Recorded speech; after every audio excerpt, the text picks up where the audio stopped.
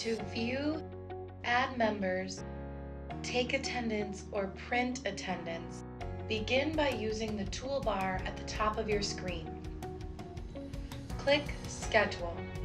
This will bring you to the default calendar view or month view. Click on a day that corresponds to the attendance you want to view or edit or print. You may also click on the program name. Once on this screen, choose the People icon and attendance will appear. The second way to take attendance is using the main menu. Click Schedule, and at the top of the screen, click Daily Overview. Click on the Spots column with the corresponding session you want to take attendance for.